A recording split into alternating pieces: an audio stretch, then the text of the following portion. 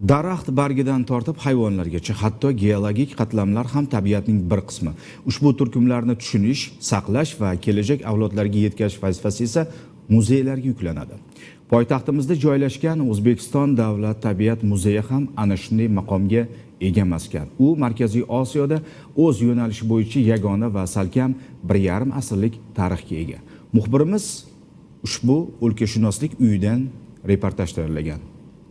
Dunyodagi eng mashhur muzeylar haqida so'z ketganda, ularning tarixi, tashrif buyuruvchilar soni va fondining boyligi alohida inobatga olinadi. Fransiyadagi Louvre, Rimdagi Vatikan, Sankt-Peterburgda joylashgan Ermitaj muzeylari ana shular jumlasidan. Biz sayohat qilmoqchi bo'lgan lokatsiya ham xuddi shunday maqomga ega va u o'zida salkam 400 ming eksponatni jamlagan. Bu poytaxtimizda joylashgan O'zbekiston Tabiat muzeyi.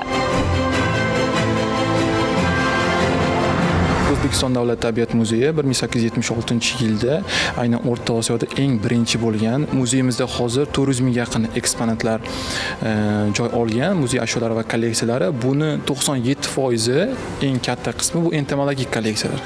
Hasharotlar, kapaliklar kolleksiyasi bu MDHda yagona hisoblanadi. Bundan tashqari 5 mingga yaqin zoologiyaga oid, 2 mingga yaqin geologiya va paleontologiyaga oid bo'lgan eksponatlarni ko'rishingiz mumkin. Ahamiyat bergan bo'lsangiz, eksponatlarning hammasi ham ochiq holda saqlanmaydi. Ularning ba'zilari yopiq kapsulalar ichida ko'rgazmaga qo'yilgan. Xo'sh, buning sababi nimada? Tulimlarimiz yillar davomida turli xil o'sha soha vakillari tomonidan turli xil usulda yasalgan.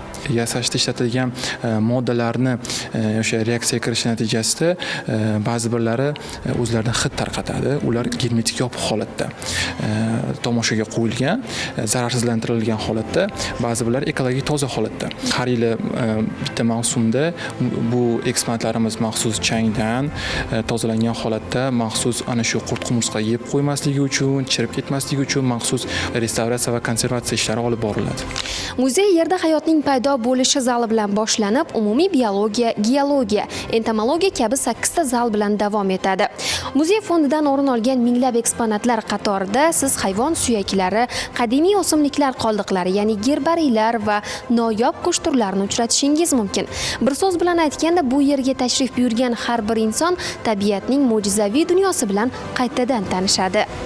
Masalan, barchamiz sevib tomosha qilgan Harry Potter filmidagi xat tashuvchi qush esingizda bo'lsa kerak. Ushbu noyob boyqush turi Markaziy Osiyo tabiatida uchramaydi, ammo muzeyda xuddi shuning eksponatini ko'rishingiz mumkin. Yoki oxirgi yillarda ekologiyaning buzilishi oqibatida ko'p kuzatilayotgan vaziyat, ya'ni disefaliya bilan tug'ilayotgan hayvonlar ham muzey vitrinasidan o'rin olgan. Shu o'rinda sizda ham bunday hayvonlar eksponat uchun ataylab o'ldirib olib kelinadimi degan savol paydo bo'lgan bo'lsa, ajab emas. Hayvonot bog'lari bor, zooparklar, sirk, tabiat qo'riqxona, biosfera rezervatlarimiz bor. Mana shu yerda turli xil hayvonlarimiz uchraydi. Mana shu hayvonlar o'zi yosh yetib kelib, qarib, kasallikka uchrab yoki boshqa birorta hayvon bilan jang natijasida nobud qilingan o'sha hayvonlarimizning terilaridan mana shunday tulimlar yasalanadi va shunday ekspozitsiya holatiga keltiriladi. Hozir ko'rib turganimiz qo'ng'ir ayiqni aytib o'tishimiz mumkin.